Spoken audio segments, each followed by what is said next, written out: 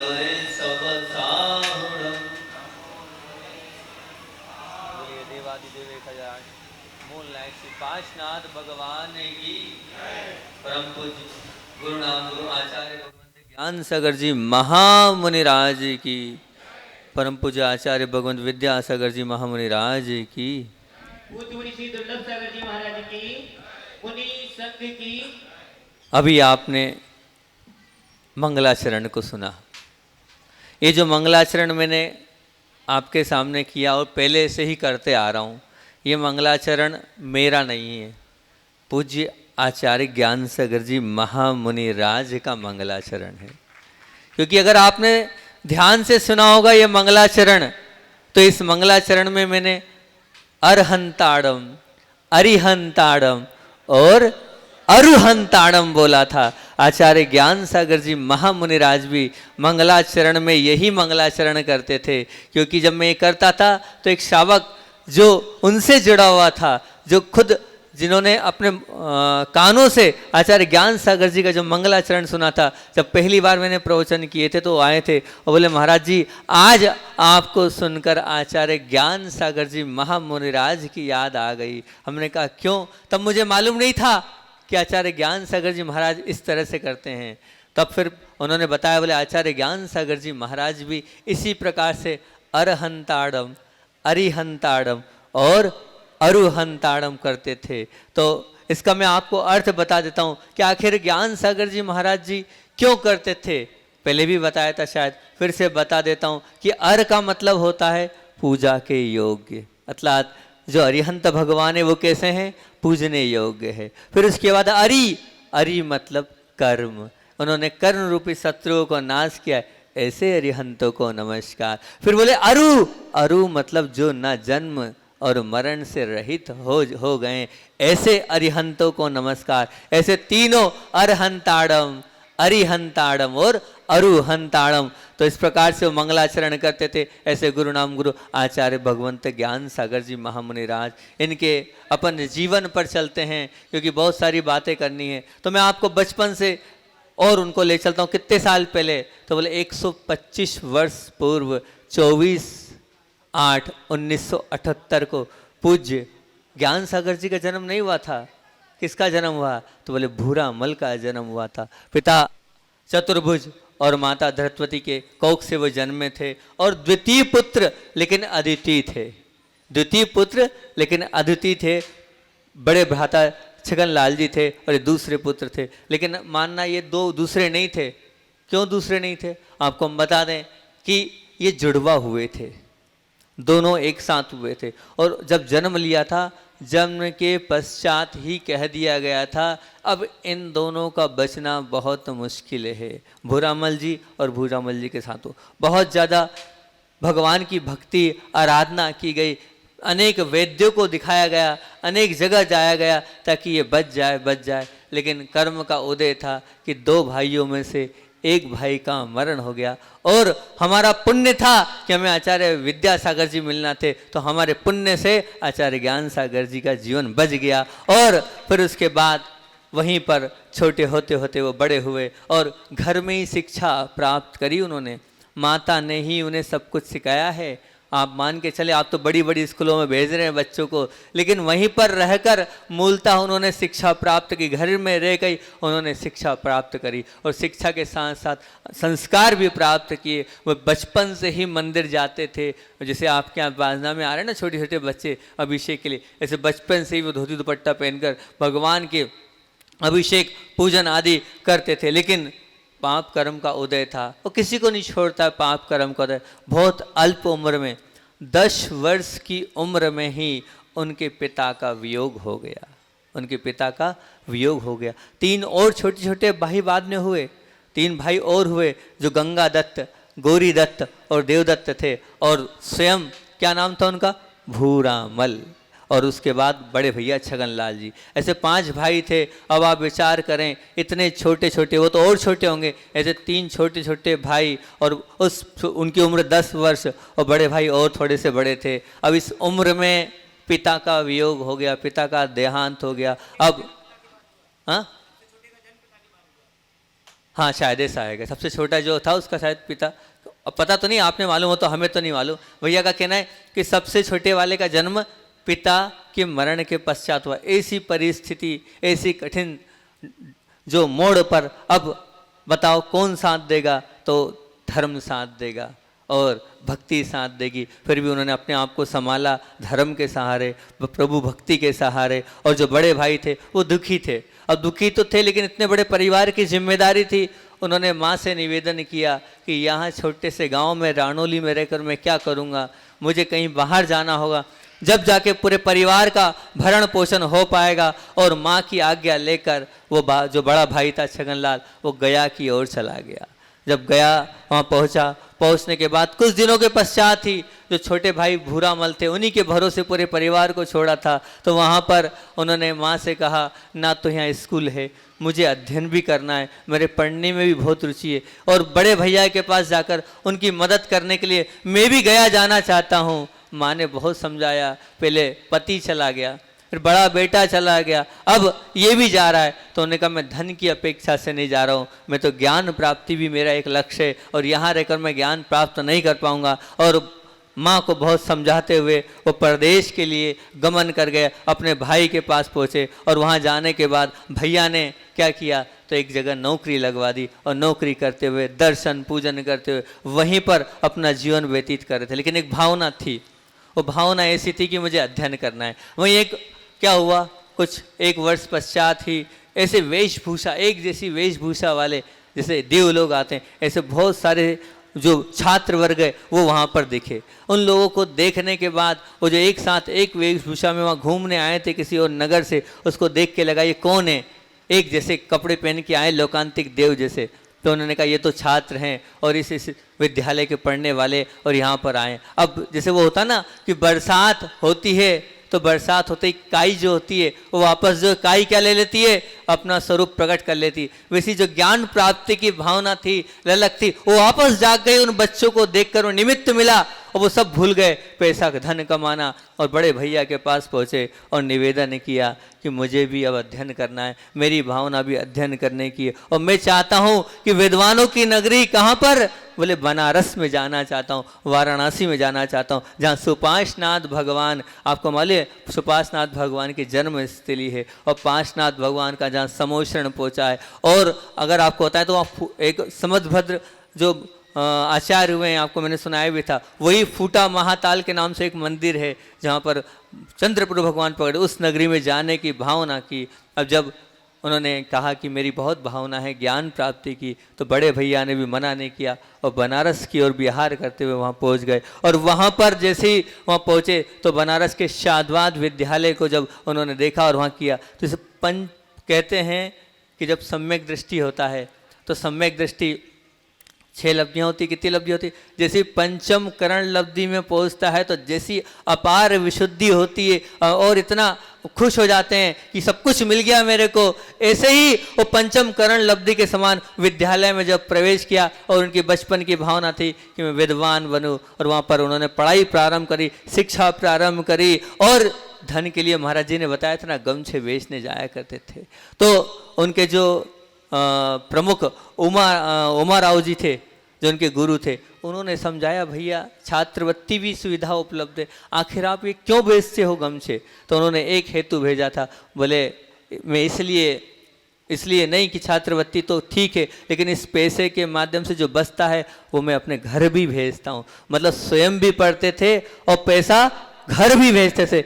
ऐसे छात्र थे वो, ना कि स्वयं के लिए, वो दूसरों के लिए भी मदद के लिए तत्पर रहते थे। और साथ साथ में ऐसा सुनते हैं कि वो उस कमाने के बाद साथ वालों की भी मदद करते थे। जब बड़े भ्राता ने पैसा भेजा तो बोले यहाँ पैसा मत भेजो, आप तो पुनः पैसा माँ को भेजो, मुझे आवश्यकता नहीं है। इस प्रकार से मेहनत करते हुए उन्होंने अध्ययन किया और उनकी भावना थी ऐसी प्रबल भावना थी कि जैन साहित्य का वहाँ पर अध्ययन होना चाहिए, लेकिन जैन साहित्य का अध्ययन नहीं होता था। तो जब पहुँचे तो जो पढ़ाते थे गुरु, उनने कहा तुम्हारे जैन धर्म में साहित्य क्या है जो हम पढ़ाएं। इस प्रकार से जब जिनवाणी माँ के लिए बोला तो उन्होंने उसी दिन दृढ़ निश्चय कर लिया कि मैं जिनवाणी माँ के लिए आज से समर्पित होता हूँ और मैं ऐसी रचना करके बताऊँगा कि जो अजैन लोग, ब्राह्मण लोग भी हैं जो कहते हैं कि संस्कृत में कुछ नहीं है, संस्कृत में मैं रचना करके बताऊँगा। उसी उन्होंने धारणा बनाई और ये भावना रखी कि मैं इसी प्रकार से सेवा करूँगा। और वहाँ पर रह के वो अध्ययन करते हुए, और उनकी भावना थी तो उनके साथ बंसीधर जी, गोविंद प्रसाद जी, तुलसीराम जी, अनेक जो विद्वान थे, उनने मिलकर वो जैन साहित्य को भी अपनी भावना से वहाँ पर लगवाना प्रारंभ कर दिया। वो आचार्य ज्ञान सागर जी की ही भावना थी, उन्हीं की भावना से वो जैन साहित्य लगता चला गया। और जो उमाराव जी सिंह जी, उनसे आप मानेंगे वो जैसे गुरु मिलते हैं वैसे ही शिष्य हो जाते हैं। तो जो उनके वो गुरु थे वो कैसे थे तो गृहस्थ, लेकिन गृहस्थ होने के बाद भी 7 प्रतिमाएं थी उनकी। उन्हीं की भावना से, उन्हीं की इच्छा से, उन्हीं के पास उन्होंने निवेदन कर दिया था प्रारंभ में कि मैं ब्रह्मचर्य से रहकर माँ जिनवाणी की सेवा करूँगा। और जब अध्ययन हुआ तो घर आए, और घर आने के बाद उन्होंने पाठशाला प्रारंभ पुराना किया। और वहीं पर रेवासा में ही एक अपनी प्रेरणा से दिगंबर जैन छाबड़ा संस्कृत महाविद्यालय का भारतवर्ष में उसके बाद पहला वो महाविद्यालय, संस्कृत का महाविद्यालय खोला था। अब जब उम्र हो गई तो माँ ने भी निवेदन किया कि, और भाइयों ने भी निवेदन किया, तो उन्होंने एक ही बात बोली कि मैं तो पहले ही अपने गुरु जो उमाराव जी थे उनके पास उनको कह आया हूँ कि जिनवाणी माँ की सेवा करूँगा और आजीवन ब्रह्मचर्य व्रत रखूँगा। बहुत समझाया लेकिन फिर भी नहीं समझे। फिर माँ ने एक ही बात बोली, ठीक है रह लेना ब्रह्मचर्य व्रत, लेकिन अब एक है, जब तक मैं हूँ तब तक तुम्हें घर नहीं छोड़ने दूंगी। तो ठीक है, नहीं तो मैं तेरा विवाह करूँगी, मैं नहीं मानने वाली हूँ। और उसी वक्त माँ के कहने से उन्होंने घर में ही रहकर पाठशाला प्रारंभ की। और वहीं घर में रहकर वीरोदय, सुदर्शनोदय, जयोदय जैसे महाकाव्यों को लिखा, जो काव्य आज भी विद्वान लोग पढ़ते हैं तो कहते हैं क्या है। वहाँ पर पन्ना लाल जी ने जब वो काव्य पढ़े थे तो पन्ना लाल जी ने मालूम है क्या कहा था, अगर मैं राजा भोज होता तो एक एक कारिका पर एक एक स्वर्ण मुद्रा देता। ऐसी एक कारिकाएं जिनका अर्थ समझ में नहीं आता है। अभी जब उनके काव्य पे किया जा रहा था तो उन्होंने यही कहा कि इसके शब्द इतने कठिन हैं कि डिक्शनरी में मुझे आज तक डिक्शनरी खोलने की आवश्यकता नहीं पड़ी। वो जो उज्जैन वाले पंडित जी कह रहे थे, लेकिन अब बार बार मुझे डिक्शनरी खोलना पड़ती। इतने ऐसे ऐसे कठिन शब्दों को इसमें भर दिया हैगा। वो जो कादम्बरी है उस कादम्बरी को भी एक तरफ रख दिया। ऐसे वीरोदय, सुदर्शनोदय और जयदय में इस प्रकार की संस्कृत की व्याख्या हुई। और उसके बाद धीरे धीरे वो और आगे बढ़ते गए। उन्हें पता चला ब्यावर में एक बहुत बड़ा ऐसा योग बना कि 2 आचार्य एक साथ मिलन हुआ, आचार्य शांति सागर जी और आचार्य शांति सागर छाणी वाले। उनका वहाँ चातुर्मास चल रहा था। जैसे कहते हैं ना कि गुरु ग्रह और शनि ग्रह जब एक मीन राशि में आते तो उसको महायोग बोलते हैं। ऐसी वो वहाँ महायोग हुआ था। उस महायोग को देखने के लिए वो वहाँ पर पहुँचे। और जब वहाँ पहुँचे तो एक स्पष्ट जो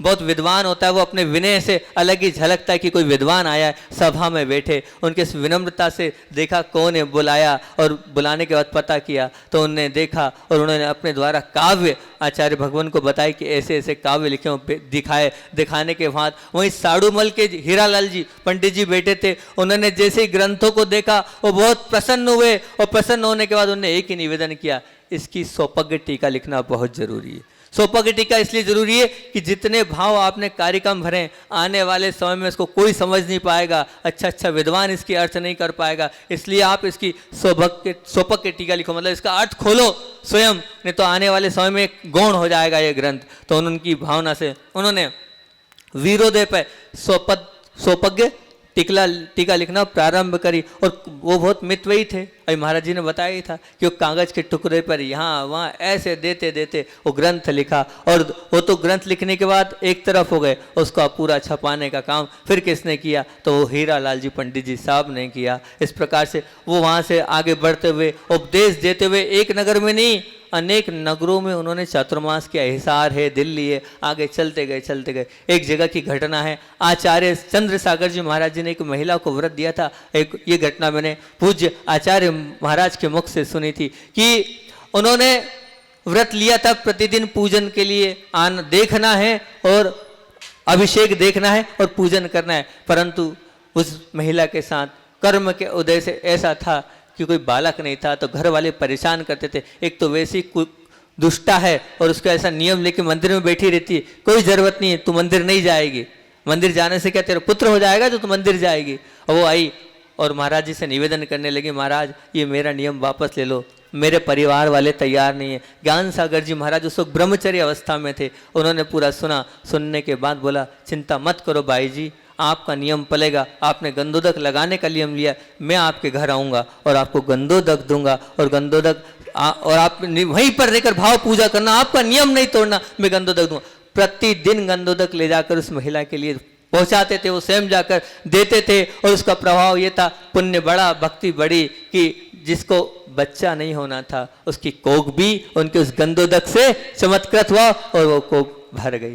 वो बालक जो था वो हम लोग अभी हाँ 10, 11, 12 साल पहले जो बालक हुआ था वो बालक आया था, तब महाराज जी ने बताया था कि ये बालक वही बालक आज आया था जो आचार्य ज्ञान सागर जी के गंधोदक के कारण वहां पर उस माँ की कोख भरी थी। ऐसे चमत्कारी वे थे, वो एक नहीं अनेक संघों में उन्होंने पढ़ाया। आचार्य वीर सागर जी के संघ में भी उन्होंने सिद्धांत, व्याकरण, न्याय आदि को पढ़ाया और ऐसे पढ़ाते पढ़ाते उनके साथ चतुर्मास करते हुए शिखर जी गए और शिखर जी में वो रुक गए, उनको इतना मन लगा कि वहाँ रुक गए। रुकने के बाद आपको बताता हूँ वो विशेष बात, मुझे भी पहली बार पढ़ी तो मुझे लगा अच्छा ऐसा भी हुआ आचार्य ज्ञान सागर के। फिर वहाँ तो रुके और रुकने के बाद वो मंसूरपुर में सन 1955 में पहुँचे, वहां पर पहुंचे और वहां पर पहुंचने के बाद 3 साल से पानी नहीं आया था, तो उन्होंने क्या कहा, पूरे भक्ति भाव के साथ उन्होंने कहा आप तो 16 दिवसीय शांति विधान करो, अपनी भक्ति में दम होगा तो पानी को आना पड़ेगा। और यही हुआ कि 16वें दिन शांति विधान का हवन हुआ और दे बारिश, बिल्कुल पानी पानी गिर गया। उस पानी की विशुद्धि इतनी बड़ी कि भगवान ने मेरी सुन ली, भगवान ने मेरी बात रख ली और ये पानी आ गया जो लग नहीं रहा था कि पानी आएगा, आ गया। इतनी विशुद्धि बड़ी, वहीं भगवान के चरणों में नतमस्तक हो गए, बोले अब मुझे नहीं रहना। और मैं यहीं पर भगवान के सामने, उन्होंने अक्षय तृतीया के दिन वहां पर इतनी विशुद्धि बड़ी कि क्षुल्लक दीक्षा ग्रहण कर ली, स्वयं से उन्होंने वहां पर क्षुल्लक दीक्षा ग्रहण कर ली। मुझे लगा शायद मेरी धारणा यही थी, लेकिन उन्होंने स्वयं खुद वहां पर भगवान के सामने क्षुल्लक दीक्षा ग्रहण करी और क्षुल्लक दीक्षा ग्रहण करने के बाद सन 1957 में वहां देशभूषण जी के दर्शन करने खनिया जी पहुंचे, तो उन्हें कब तक रहोगे क्षुल्लक, तो उन्होंने वो दुपट्टा भी उतार दिया और एलग बन गए। एलग बनने के बाद विशुद्धि बड़ी, वीर सागर जी से आत्मीय प्रेम था उनको और भावना थी कि वीर सागर जी से मैं दीक्षित होऊंगा, लेकिन कर्म का योग था कि क्या हुआ, एकाएक उनकी समाधि हो गई है। आचार्य वीर सागर जी महाराज जी की समाधि जब उनको प्राप्त हुई तो बहुत विकल्प हुआ उनको, और बहुत विकल्प होने के बाद जब उनकी चरण प्रतिष्ठा हो रही थी तो आचार्य शिव सागर जी महाराज जी के संग में वहाँ पहुँचे और पहुँचने के बाद मन आकुल व्याकुल तो था ही, उन्होंने वहाँ निवेदन कर दिया कि संसार का कोई भरोसा नहीं है, आचार्य भगवान मेरा कल्याण करो। और वहीं एलग ज्ञान सागर जी महाराज ने शिव सागर जी महाराज से निवेदन किया और 22 जून सन 1959 में वो खनिया धाना में जयपुर में उनकी दीक्षा हुई और प्रथम शिष्य आचार्य भगवान शिव साहब प्रथम शिष्य हुए आचार्य ज्ञान सागर जी महाराज। उसी वक्त साथ साथ में उन्होंने कहा आप तो शुरू से हमारे संघ में अध्ययन कराते ही थे और आगे भी आपको संघ में अध्ययन कराना ही है, तो अब हम आपको मुनि तो पद दे ही रहे हैं, साथ साथ में उपाध्याय पद के भी संस्कार कर रहे हैं। और वहाँ उपाध्याय पद के भी उसी दिन उनको संस्कार हुए, मुनि और उपाध्याय दोनों पद के वहाँ संस्कार हुए, साथ साथ में संघ में रहे। और कुछ थी मतभेद तो फिर आचार्य भगवान से ही आशीर्वाद लेकर वो अलग विहार कर गए थे और विहार करते करते जोबनूर में उन्होंने सब संघ के साथ शांतिवीर जैन गुरुकुल का वहाँ पर स्थापना करी। और स्थापना करते हुए विहार करते हुए जब वो नसीराबाद में थे तो नसीराबाद में वहाँ छगन लाल जी पाटनी से निवेदन किया अजमेर चतुर्मास के लिए आचार्य ज्ञान सागर जी के लिए चलते हैं। तो छगन लाल जी पाटनी बोलते हैं मैं नहीं मानता महाराज को, होते हैं क्या पंचायन काल में कोई महाराज, मैं नहीं जाऊंगा निवेदन करने। तो वो निवेदन करने नहीं गए। निवेदन जब करने नहीं गए, लेकिन अजमेर जैन समाज नसीराबाद पहुंची और वहाँ निवेदन किया। निवेदन के बाद आने के बाद आचार्य भगवान की चर्या ज्ञान सागर जी की देखी और उनकी वाणी से सुनते थे। जब वो वहाँ जाते नहीं थे, इधर प्रवचन चलते थे और उधर वहाँ स्वाध्याय चलता था, वो सुनते थे। तो सुनने के बाद उन्हें लगा कि नहीं नहीं, कुछ तो दम है आचार्य ज्ञान सागर जी महाराज में। और जब वहाँ प्रश्नों को वहाँ पूछने पहुंचे, हाँ, तो हाँ वो सुनते थे। और जब सुनने के बाद इतने प्रभावित हुए कि वहाँ पहुँच गए। और पहुँचने के बाद लगा कि यहाँ साधु है और वो जुड़ गए। उनका जो पूर्व का जितना था वो समाप्त हो गया और वहाँ जुड़कर आचार्य भगवान से जुड़ते हुए उन्होंने आगे बढ़ने की भावना बनाई। और वहीं पर अभी दीदी ने वो जो बताया था ना, उसी जगह की घटना है। वहाँ पर प्रेम राजित दोषी थे जो नमोस्तु नहीं कर रहे थे। वो नमोस्तु नहीं कर रहे थे, तब आचार्य ज्ञान सागर जी ने, बाकी बात तो दीदी ने बता दी, लेकिन एक बात आचार्य ज्ञान सागर जी ने बहुत अच्छी बोली थी कि ये चश्मा मैंने किसी के रूप को देखने के लिए नहीं रख रखा है। ये चश्मा मैंने किसी के रूप को देखने के लिए नहीं रख रखा है। ये चश्मा मैंने अपनी स्मृतियों को और अध्ययन के लिए रख रखा है। इसलिए मैं तो नहीं मानता कि ये मेरा परिग्रह है। अगर मैं इससे किसी का रूप का अवलोकन करूं तो परिग्रह होगा। और उसमें ताली बज गई थी और प्रेम राज्य जो दोषी थे वो नतमस्तक हो गए थे। उनके जो भाव थे वो वापस से बदल कर उन्होंने कहा मैं मानता हूं कि पंचम काल में भी सच्चे साधु होते हैं। इस प्रकार से एक और घटना आपके सामने बहुत अच्छी रखता हूँ। वहाँ पर रेनवाल गांव की बात है। और रेनगाल में दो भाई थे जिनको कुष्ठ रोग था, गुलाब चंद जी और रतनलाल जी गंगवाल। उनको दोनों को कुष्ठ रोग था। और कुष्ठ रोग होने के बाद ऐसी भक्ति हुई, क्यों ना आचार्य ज्ञान सागर जी महाराज जी जहाँ आहार होते हैं, आहार दे तो नहीं सकते हम क्योंकि कुष्ठ रोग है, लेकिन गंधोदक तो लगा सकते हैं। गंधोदक लगाने में क्या है, और आहार तो देख सकते हैं। उन्होंने इस भाव से लगातार वहाँ जब ज्ञान सागर जी थे तो रोज जाते थे और पूजन होती थी। और वो गंधोदक बोले भैया गंधोदक बाहर दे दो, वो गंधोदक लगाते थे। चमत्कार हो गया उस गंधोदक के प्रभाव से। लगातार लगाते गए, धीरे धीरे कम हो गया और 20 दिन में उनका वो कुष्ठ रोग समाप्त हो गया।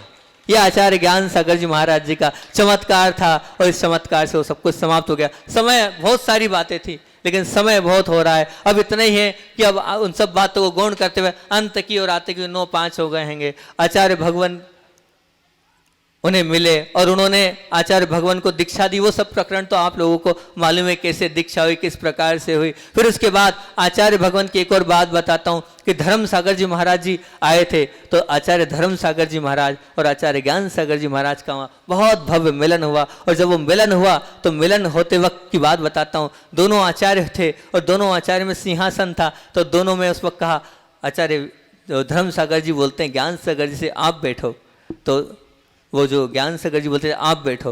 और दोनों में झगड़ा चल रहा था। वो बोलते हैं आप तपोवृद्ध हो, तो ये बोलते हैं आप ज्ञान वृद्ध हो। और बोले आप कोई बात नहीं। उन्होंने दोनों ने एक दूसरे का हाथ पकड़ा और एक साथ बैठ गए। और जो पूरा प्रांगण था वो तालियों से गुंजायमान हो गया। उस दृश्य को देखकर गुंजायमान हो गया। जब आचार्य भगवान उनके पास थे आचार्य श्री जी, तो आचार्य श्री जी ने एक बार एक कारिका बोले आचार्य कुंद के जो ग्रंथ हैं उसमें ज्ञान शब्द बहुत है और आचार्य समुद्रभद्र के ग्रंथों में विद्या शब्द बहुत है। उन्होंने विद्या शब्द की ज़्यादा संयोजना करी अपने ग्रंथ में। और आचार्य ज्ञान सागर जी ने काय की करिएगी, कुंद भगवान ने कौन सी ज्ञान की। बोले मेरा जीवन तो कुंद भगवान की तरह निकल गया, लेकिन तुम्हारा जीवन समुद्रभद्र आचार्य भगवान जैसा रहना चाहिए। वो समझ नहीं पाए। फिर बाद में टीका उन्होंने करी कि जैसे समुद्रभद्र आचार्य ने जैन धर्म की डंका बजाई, ऐसे तुम्हें भी जैन धर्म की डंका बजाना है, तब तो वो सार्थक होगा आचार्य समुद्रभद्र स्वामी का। एक बार जब आचार्य भगवान को बुखार आया था तो बुखार से सब कुछ औषधियाँ हो गई, सब हो गया, लेकिन आचार्य ज्ञान सागर जी के मुख से अगर कोई औषधि निकल जाती है ना तो वो ऐसी होती है अकाट्य। उन्होंने कहा कुछ मत करो, 100 वर्ष पुराना घी लगा दो, बुखार उतर जाएगा। अरे सब लगा लिया, इतना कह रहा हूँ उतना तो करो।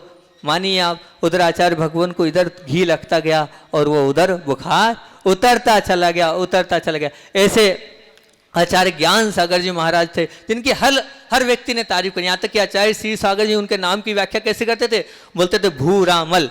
तो बोले भू यानी पृथ्वी, रा यानी पृथ्वी, राति यानी जिसने भूर मल को धो दिया है, ऐसा भूरा मल है ये पृथ्वी के मल को धोने के लिए आया है, सबके मल को धो देगा, ऐसा ये भूरा मल था। और अंत समय में आपको तो मालूम ही है कि आचार्य पद समय हो रहा है। आचार्य पद किस प्रकार से त्याग किया है पूरी दुनिया जानती है कि वह तो कैसे आचार्य थे जो स्वयं नीचे होकर आचार्य भगवान को आचार्य पद दिया, और आचार्य पद देने के बाद गवासन में प्रायश्चित मांगते थे और स्वयं कहते थे कि मुझे प्रायश्चित देके शुद्ध करो, शुद्ध करो। एक और घटना याद आ गई कि जब उन्हीं से दीक्षित आचार्य मुनिश्री विवेक सागर जी ना, विवेक सागर जी पहुंचे थे, चतुर्दशी की बात थी, और चतुर्दशी को जब वहाँ पहुंचे थे, पहुंचने के बाद आचार्य ज्ञान सागर जी वहाँ निवेदन कर रहे थे और प्रायश्चित मांग रहे थे कि मुझे शुद्ध करें, 15 दिन में जो जो भी मेरे से अपराध हुए उसके लिए प्रायश्चित प्रदान करें, ऐसे उन्होंने वहाँ पर निवेदन किया। और फिर उसके बाद आचार्य ज्ञान सागर जी महाराज जी से विवेक सागर जी ने कहा, हे भगवान चातुर्मास मैंने किया, ऐसा ऐसा आप मुझे प्रायश्चित दे के शुद्ध करें। तो आचार्य ज्ञान सागर जी इतने बोलते हैं कि भैया अब मैं आचार्य नहीं हूँ, आचार्य तो ऊपर बैठे हैं, जब मैं उनसे प्रायश्चित ले रहा हूँ तो आपको भी उनसे ही निवेदन करना है और उनसे ही प्रायश्चित लेना है। मैं थोड़ी आचार्य हूँ, मैं तो मुनि बन चुका हूँ, मैं तो मुनि ज्ञान सागर हूँ, वो आचार्य विद्या सागर हैं। सोचो ऐसी बात उन्होंने वहाँ बोली, वहाँ पे लोगों के आंख से आंसू आ गए। और सो विवेक सागर जी ने फिर आचार्य श्री से निवेदन किया और आचार्य श्री जी ने उनको फिर क्या दिया, प्रायश्चित दिया। ऐसे उन्होंने संलेखना तो दीदी ने बता ही दिया, यार 6 माह तक उनकी अन्न का त्याग 6 माह तक रहा, ये ध्यान रखना, 6 माह तक अन्न का त्याग उनका लगातार चला है। समाधि देखने सुपांश सागर जी भी आए थे, लेकिन योग संयोग की बात है कि आचार्य श्री जी ने पहले ही उनकी समाधि करा दी, क्योंकि स्वस्थ होने के कारण। विमल सागर जी महाराज जी भी समाधि देखने आए थे और वो घोषणा करके गए थे आचार्य विमल सागर जी कि जो इनकी समाधि जिस हिसाब से हो रही है और जो शरीर के लक्षण बता रहे हैं, भूतो न भविष्यति, इतनी अच्छी समाधि ना पहले हुई है और ना आगे शायद हो पाए। ऐसा आचार्य विमल सागर जी महाराज जी जो कि निमित्त ज्ञानी थे, वो आचार्य श्री से घोषणा करके गए थे कि ये बहुत अच्छी समाधि होगी, और वास्तविकता में हुई भी। क्योंकि आप पता कर लेना, अंत समय तक जागृति थी। जब उनको प्रवचन मतलब उनको वो क्या कहते 2 घंटे तक जो भूधर दास आदि के वो जो है गीत मतलब भजन सुनते थे, और जब समय सार आदि पढ़ते थे ना, इतनी जागृति थी, कोई गलत बोल देता था उंगली उठा देते थे, यहाँ गलत। सोचो उस वृद्ध अवस्था में 6 महीने से काय का त्याग है, अन्न का त्याग है, और क्या ले रहे हैं, छाछ ले रहे हैं, जल ले रहे हैं, आदि ले रहे हैं, फिर भी इतनी जागृति थी। इसी जागृति में आचार्य कहते हैं, आचार्य श्री ने कैसी सेवा करी, तो बोलते हैं जैसे भद्रबाहु की सेवा चंद्रगुप्त ने करी थी, ऐसी ही सेवा आचार्य भगवान ने अपने गुरु की करी हैगी। आप मानिए इतना कठिन दौर था कि आचार्य भगवान ज्ञान सागर जी महाराज जी को साइटिका आदि थी, वो अंदर सोते थे, उनको वो अंदर कमरे में रहते थे। और इतनी गर्मी में आचार्य श्री गर्मी सहन करते एक तो दिन भर की लू सहन करो और रात में उनके साथ विश्राम करो। कैसी कठिन तपस्या और कैसी सेवा उन्होंने करी थी। इस प्रकार से सेवा करते हुए अंत में 4 उपवास हुए थे। 28 मई को उन्होंने जल का त्याग किया था और 1 जून को उनकी समाधि हुई थी। मतलब पूरी यम संलेखना होगी, आजीवन जल का त्याग करके उन्होंने ऐसी संलेखना उस गर्मी में, वो भी आज के दिन कैसी गर्मी है और वहाँ तो ऐसी लू चलती है, ऐसे राजस्थान की गर्मी में उन्होंने किया था। अंत समय में सोनी जी जब आए थे तो सोनी जी से और बोलते बन नहीं रहा था, सोनी जी ने इतना ही कहा था, आप तो आंख के इशारे से बता दो सब ठीक है, आप तो भाई इतना इशारा कर दो। उन्होंने कहा ठीक है। वो 11 बजे, पौने 11 बजे सोनी जी इतना बोल के गए और उन्होंने कहा साता है, उन्होंने कहा हाँ साता है। तो आपका आत्म ध्यान में मन लग रहा है, तो उन्होंने प्रसन्नता से मुस्कुराते कहा था ओम, इतनी बात बोली थी। और वो गए बाहर और बाहर निकले होंगे 11:10 को 1 जून 1973 को उन्होंने 4 उपवास के साथ इस शरीर इस देह का त्याग किया था। ऐसा संलेखना मरण, उत्कर्ष संलेखना मरण हम सबका इसी भावना से बोलिए आचार्य भगवान विद्यासागर जी महामुनि राज की जय।